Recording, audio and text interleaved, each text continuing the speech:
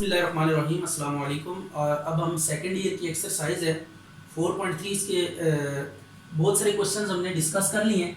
अब कुछ और क्वेश्चंस रहते हैं उनको हम डिस्कस करेंगे। क्वेश्चन नंबर 16 है, कहते हैं milk man can sell 560 litres of milk eight rupees 12.50 पर litre and 700 litres of milk eight rupees 12 पर litre. Assuming the graph of sale price and the milk sold to be straight line, find the number of liters of milk that the milkman can sell at rupees 12.25। तो इसमें ना दो चीजें, एक आपके पास price है और दूसरे number of litres of milk है। तो इन दो चीजों को लेकर हम इसको पॉइंट की शक्ल दे सकते हैं। तो ये देखिएगा number of litres of milk, और इसको आप प्राइस को हमेशा पहले रखिएगा और number of litres of milk को बाद में रखिएगा। ये आपके पास प्राइस है, ये number of litres of milk है।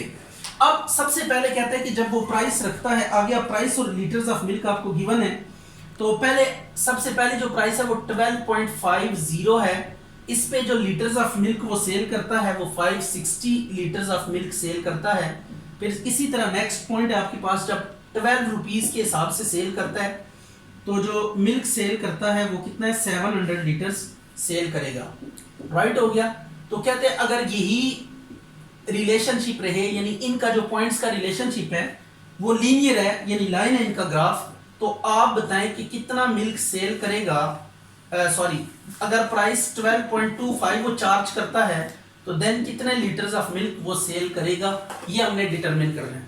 तो इसमें सबसे पहली चीज, ये तीन पॉइंट्स जो मैंने यहाँ पे ड्रॉ किए हैं, दीज आर कोलिनियर पॉइंट्स। तो आप लिखेंगे as A B C are collinear. तो कोलिनियर में एक आपने रिलेशनशिप पढ़ा है कोलिनियर के लिए, ये रिलेशन होल्ड करता है PL1, मैं पहले पूरा रिलेशन लिखता हूँ, देन इसमें ये पॉइंट सब्स्टिट्यूट करते हैं। x1 y1 1, x2 y2 1, x3 y3 1। तो ये तीन पॉइंट्स कोलिनियर है, तो ये चीज जीरो के इक्वल होगी। अब इसमें x1 y1 इसको ले लें, x2 y2 ये ले लें, x3 y3 इसको पिक कर लें। तो ये PL1 और फिर 12.50 और 561 एंड 12 701 इज इक्वल टू 0। तो आपके पास क्या आ जाएगा, ये इसका डिटर्मिनेंट ओपन करेंगे तो ये आ जाएगा 560 माइनस 700, फिर minus L 12.50 minus 12 plus 1 into, इनको आप मल्टीप्लाई करें, 12.50 multiply 700 minus 12 into 560 is equal to 0। तो यहां से आपके पास ना लाइन की इक्वेशन आ जाएगी, minus 140 P minus 0.5 L plus इनको मल्टीप्लाई डिवाइड करके सिंप्लीफाई करेंगे, कुछ रिजल्ट आएगा। वट एवर इज, जो भी रिजल्ट आता है इसके बाद आपने क्या कर देना है, जस्ट आपने ये करना है, ये प्राइस पुट करनी है। जो इक्वेशन यहाँ पे आपके पास आएगी minus 140 P minus 0.5 L plus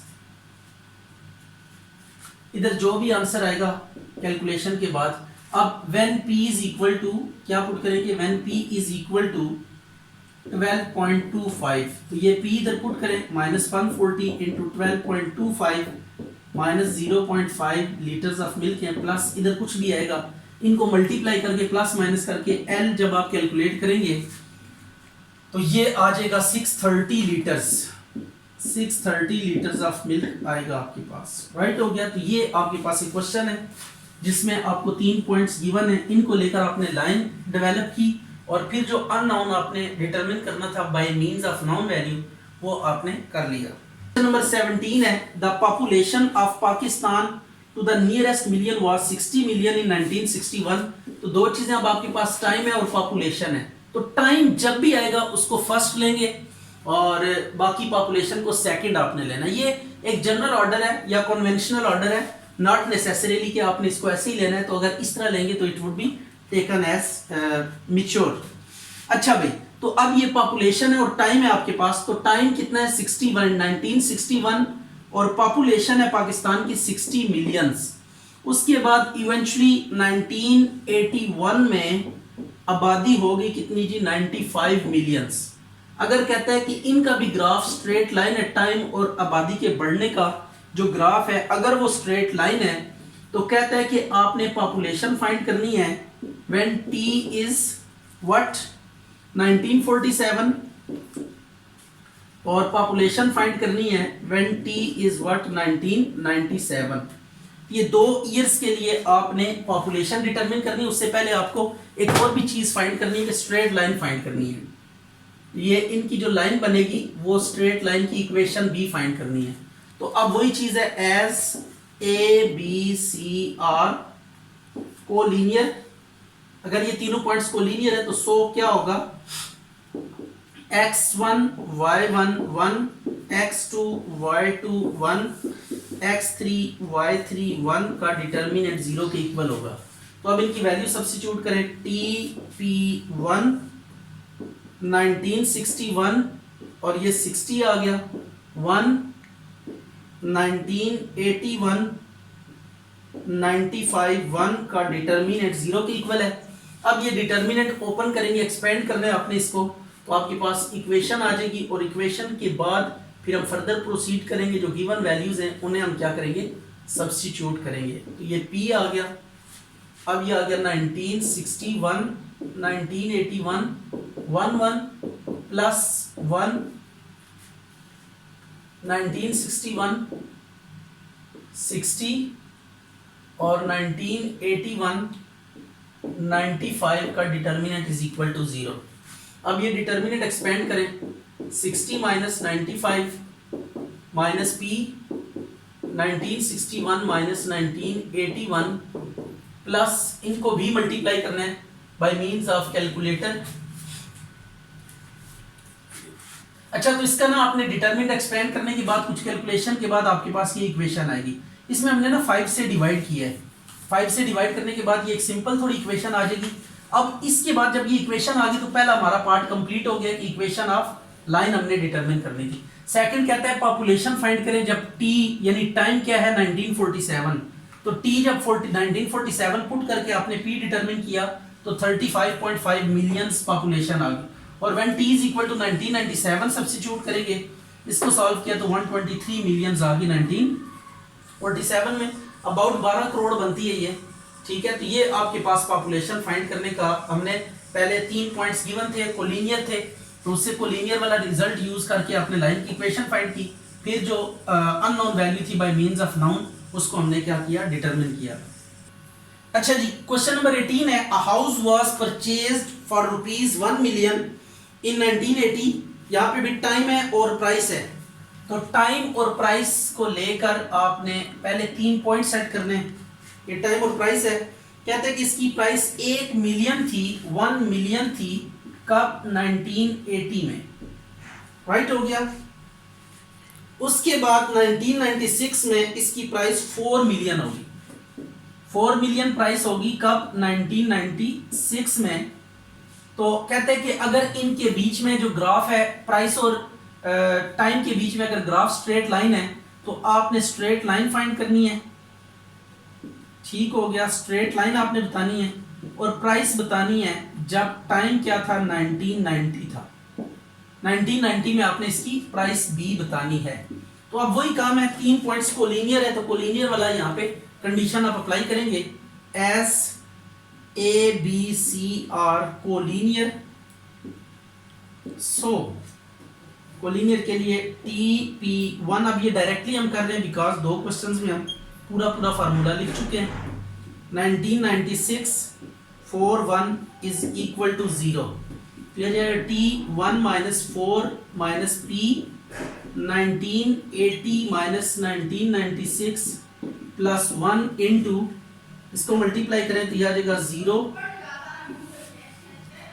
अच्छा, तो अब इसमें आपने देखा कि ये डिटर्मिनेंट को एक्सपेंड करके सिंपलीफाई करके यहाँ पे हमने पहुंचे, तो ये लाइन की इक्वेशन आ गई। अब सेकंड स्टेप क्या करना है कि जब टी आपके पास 1990 है तो आपने प्राइस फाइंड करनी है। तो अब टी की जगह पे 1990 पुट करेंगे और फिर पी को सेपरेट करेंगे, ये 2.875 मिलियन रुपीस प्राइस होगी इन 1990। अच्छा, ये क्वेश्चन नंबर है 20, the average entry test score of engineering candidate was 592 in the year 1998 while the score was 564 in 2002. Assuming that the relationship between time and score is linear, find the average score for 2006. तो इसमें आपके पास वही scene है, just आपके पास time है और साथ में स्कोर है।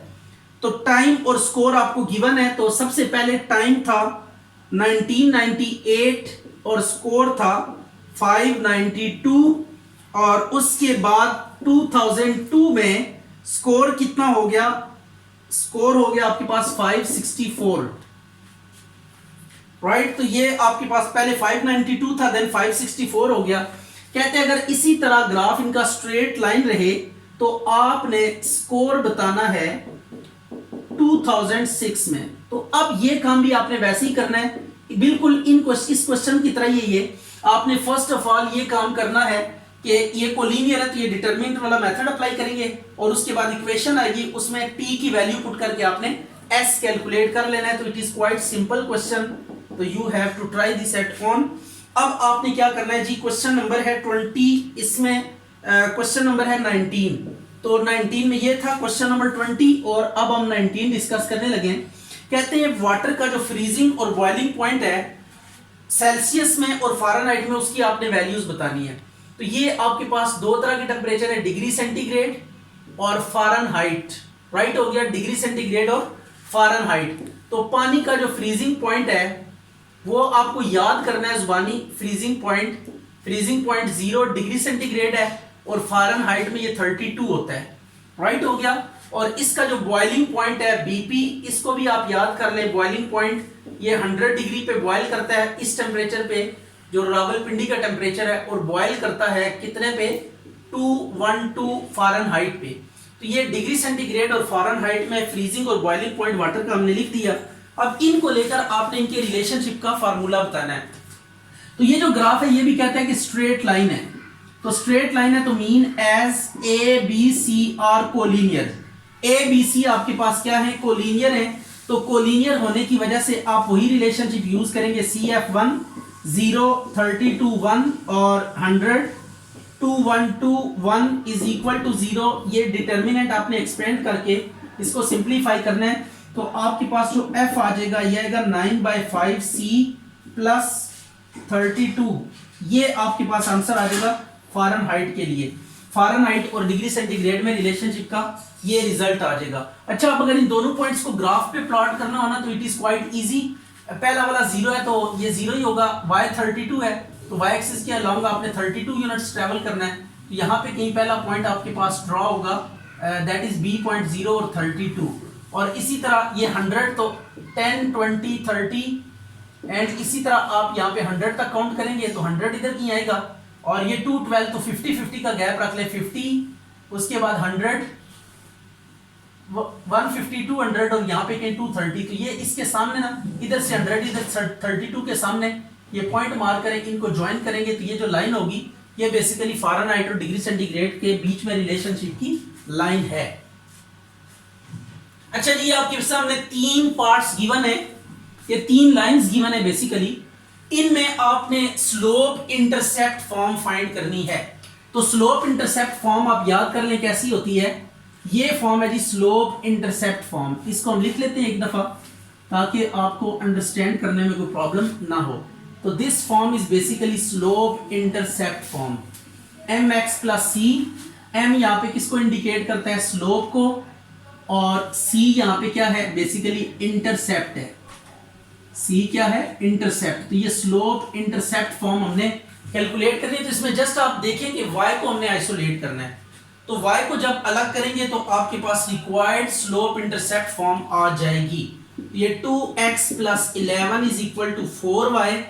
तो 4 को इधर आके डिवाइड करें, 2x plus 11/4 is equal to y। तो y is equal to 2/4x plus 11/4। तो y is equal to 1/2x plus 11/4। तो आप नोट करें y आइसोलेट हो चुका है, m के साथ x के साथ जो आ रहा है वो स्लोप है, और ये c आपके पास यहाँ पे अगर आप वैसे कॉन्सेप्ट के लिए देखना चाहें x के साथ m है और ये जो कांस्टेंट है ये c है। इसी तरह इसमें से भी y को हम आइसोलेट करेंगे तो 7y is equal to -4x plus 2 और आप क्या करेंगे 7 को डिवाइड कर दें इधर जाके, ये 7 को डिवाइड कर दिया तो y is equal to -4/7, first के नीचे अलग डिवाइड करें और सेकंड के नीचे अलग, तो ये भी आपके पास क्या आ गई, स्लोप इंटरसेप्ट फॉर्म आ गई। अब इसी तरह आपके पास थर्ड है, इसमें भी यही काम करना है।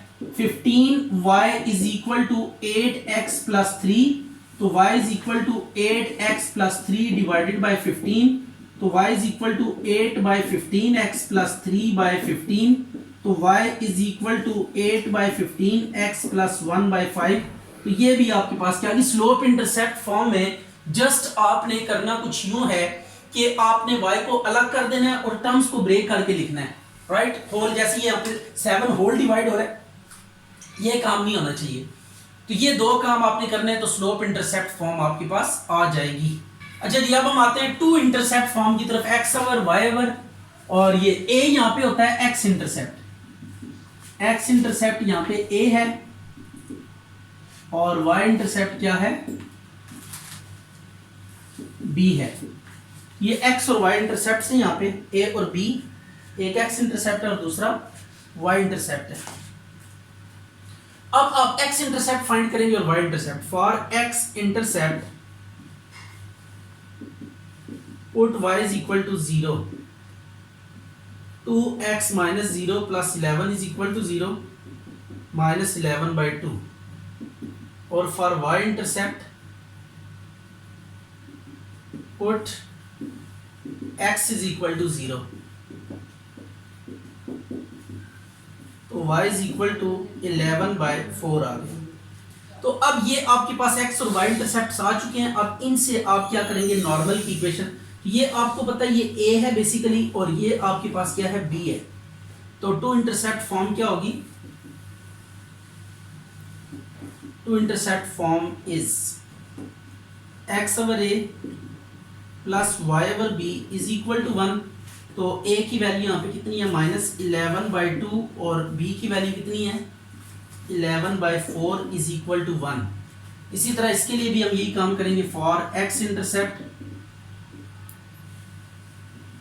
Put y is equal to 0, तो 4x plus 0 is equal to 2, तो x की वैल्यू आ जाएगी 1/2, यह अब a की जगह पे जाएगा। And for y intercept put x is equal to 0, तो ये आ जाएगा आपके पास 0 plus 7y minus 2 is equal to 0, तो y इज इक्वल टू 2/7, तो ये अब b की जगह पे जाएगा, राइट हो गया। तो अब इधर लिखेंगे two intercept form is, two intercept form क्या है, x over a plus y over b is equal to 1। तो a के नीचे a की वैल्यू पुट करें 1/2 प्लस b के नीचे b की वैल्यू पुट करें 2/7 इज इक्वल टू 1। अब बिल्कुल इसी तरह आपने इसका भी टू इंटरसेप्ट फॉर्म कैलकुलेट करनी है। तो इसको पहले रीअरेंज भी कर लेते हैं, -8x plus 15y plus 3 is equal to 0। तो for x intercept put y is equal to 0, -8x plus 0 plus 3 is equal to 0। x की वैल्यू आ जाएगी 3/8, it would be in place of a। और for y intercept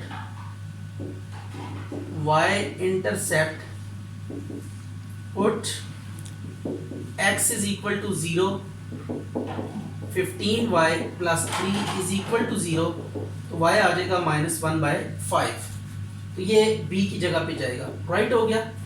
तो अब two intercept form, two intercept form is क्या होगी, x over a plus y over b is equal to 1, तो x by 3/8 y by -1/5 is equal to 1। तो ये आपके पास क्या आ गई, टू इंटरसेप्ट फॉर्म आ गई। अच्छा, अब हम आते हैं नॉर्मल फॉर्म की तरफ। तो नॉर्मल फॉर्म क्या होती है, ये नॉर्मल फॉर्म है या फिर ये नॉर्मल फॉर्म है। तो आप इस फॉर्म में कन्वर्ट कर लें गिवन इक्वेशन को, तब भी नॉर्मल है, उसमें कन्वर्ट कर लें तब भी नॉर्मल है। तो नॉर्मल फॉर्म में कन्वर्ट करने के लिए आपको कोई लंबी चौड़ी साइंस में जाने की ज़रूरत नहीं है। इसको आप दूसरी साइड पे ले जाएं। अब आपने करना यूं है कि सब के डिनोमिनेटर में ना ये स्क्वायर रूट डालेंगे और x के साथ 2 का स्क्वायर और y के साथ क्या है 4 का स्क्वायर, ये आ जाएगा। सबके नीचे यही लिखना है, अंडर रूट 2 का स्क्वायर प्लस 4 का स्क्वायर, और ये भी आ जाएगा 2 का स्क्वायर प्लस 4 का स्क्वायर। राइट हो गया। ये 2 ओवर 20 आ जाएगा I think so, minus 4 over under root 20y minus 11 over under root 20, ये आ गया। अब एक और काम भी आप कर सकते हैं, इसको ना कॉज लेट कर लें, let cos alpha is equal to 2 by under root 20 और sine alpha is equal to minus 4 by under root 20, is it.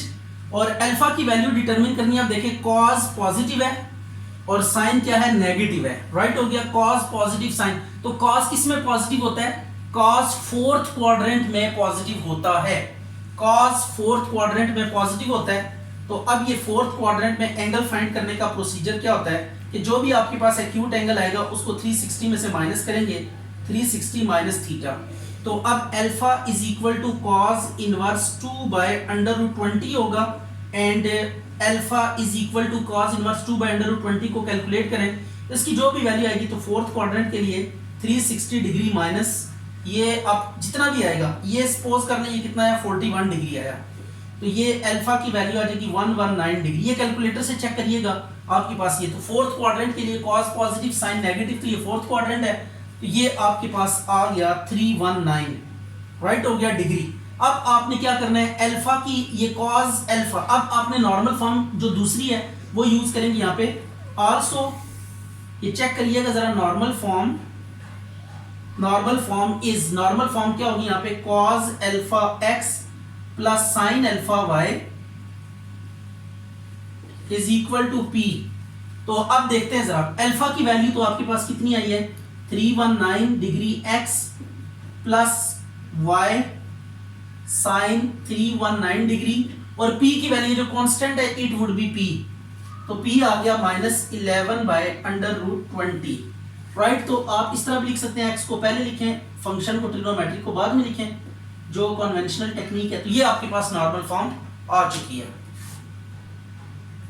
अच्छा भी अब ये भी दो क्वेश्चंस हैं, इनमें भी हमने क्या किया है, नॉर्मल फॉर्म बनाई है, बिल्कुल वही मेथड है, नथिंग न्यू, बस यहाँ पे कॉस भी पॉजिटिव साइन भी पॉजिटिव।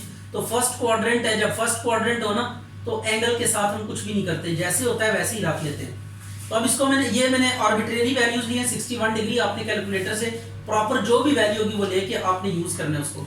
तो फिर x cos alpha plus y sin alpha वो वैल्यू पुट करके ना उसमें अल्फा की जगह पे 61 डिग्री रखा और p की जो वैल्यू आ रही थी वो हमने यूज कर ली। अब इसके बाद थर्ड पार्ट में भी हमने ऐसे ही किया। अब देखिए cos नेगेटिव है और sin पॉजिटिव है, तो sin सेकंड क्वाड्रेंट में पॉजिटिव होता है, तो sin चूंकि सेकंड क्वाड्रेंट में पॉजिटिव है तो इसको लेकर हमने सेकंड क्वाड्रेंट में जो भी एंगल आता है उसे 180 में से माइनस करते हैं। ये भी मैंने 60 आर्बिट्रेरी वैल्यू रखी है, आप कैलकुलेटर से चेक करिएगा कि इसका क्या एग्जैक्ट वैल्यू आती है, वो लेकर आपने ऊपर फिर पोलर जो आपके पास नॉर्मल फॉर्म है cos alpha x plus sin alpha y is equal to p, इसमें sin अल्फा की वैल्यूज पुट करेंगे और p की वैल्यूज पुट करेंगे तो नॉर्मल फॉर्म। पेपर में अगर जस्ट नॉर्मल फॉर्म फाइंड करनी पड़ जाए ना तो आपके पास यहां तक भी ये क्वेश्चन ठीक है, यहां तक भी आंसर ठीक है, ये नॉर्मल फॉर्म आ गई है। वो जो नेक्स्ट काम हमने किया वो एमसीक्यूज के पॉइंट ऑफ व्यू से किया है कि जब कभी एंट्री टेस्ट वगैरह में या एनीवेयर अगर एमसीक्यूज में कभी ये फॉर्म एंगल कभी दे दी तो देन आपके लिए प्रॉब्लम हो सकती है। तो एंगल वाली फॉर्म को हमने इसलिए डिस्कस किया ताकि एमसीक्यूज के पॉइंट ऑफ व्यू से अगर आपको ऐसा कभी ऑप्शन आ जाए तो आप उसको इजीली क्या कर लें, ऑपरेट कर लें।